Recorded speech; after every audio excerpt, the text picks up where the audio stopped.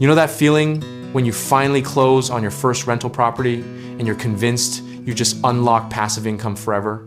Yeah, about that. Imagine you're standing in front of your brand new investment property, keys in hand, calculator showing a sweet $200 monthly profit. You've done the math a dozen times, and every spreadsheet says you're about to join the landlord elite. But here's the question nobody wants to answer at those free real estate seminars. What happens when your tenant calls at 2 a.m. because the water heater just exploded? Spoiler alert, your $200 profit just became a $1,500 problem. See, the real estate gurus love showing you the sexy numbers: purchase price, rental income, mortgage payment. They'll even throw in property taxes and insurance if they're feeling generous. But the stuff that actually kills your deal, that's buried in the fine print nobody reads.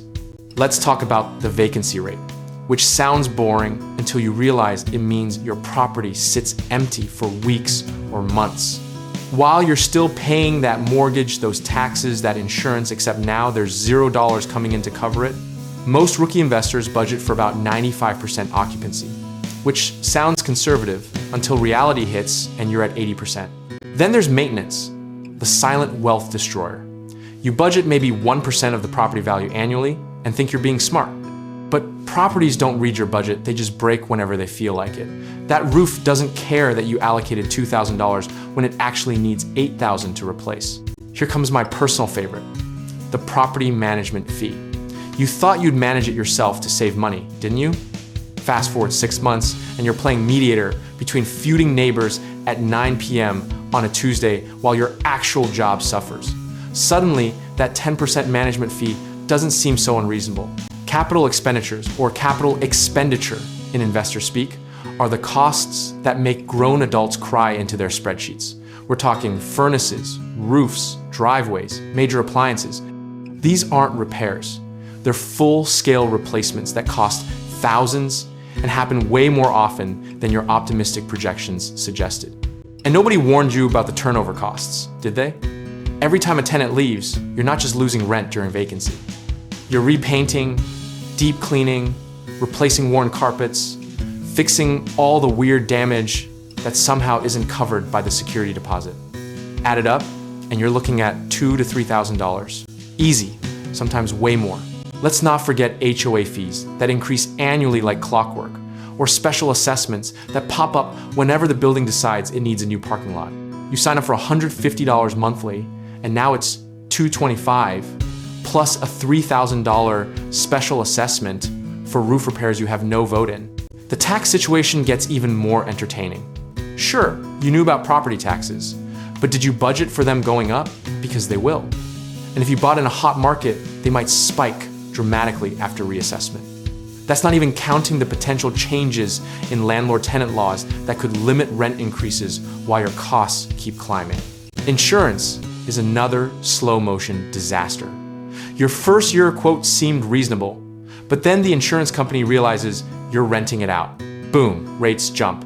Then your area has a few weather events, and suddenly every insurance company is hiking premiums or dropping coverage entirely. Now you're scrambling to find any policy that won't bankrupt you.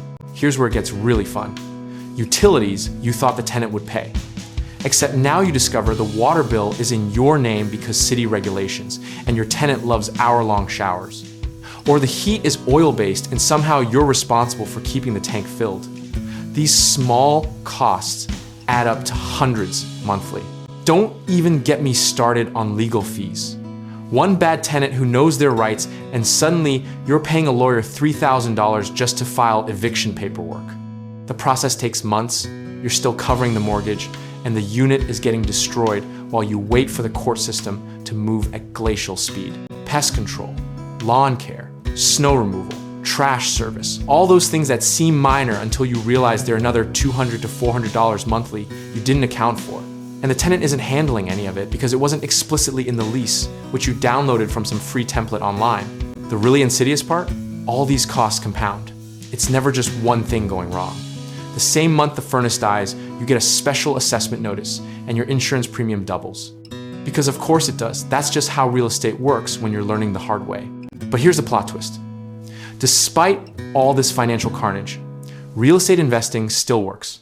The difference between investors who survive and those who bail after their first nightmare is simple. The survivors budgeted for chaos.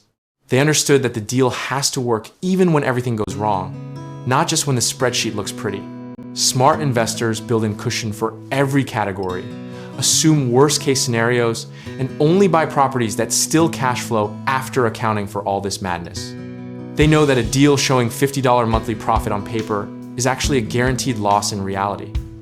You need cushion, breathing room, margin for error. The game isn't about finding the perfect property where nothing ever breaks. It's about finding properties where you can absorb the hits and still come out ahead over time. Because real estate wealth isn't built in months, it's built over decades of surviving the unexpected. And if you're serious about finding deals with enough meat on the bone to survive reality, you need access to properties that actually work with these real numbers. That's where tools like www.growthsense.com come in, giving you a directory of investment properties so you can compare actual opportunities instead of chasing pipe dreams. This isn't about scaring you away from real estate. It's about making sure your first deal doesn't become your last one. The investors who make it aren't lucky. They just knew what costs were coming and built their empire anyway.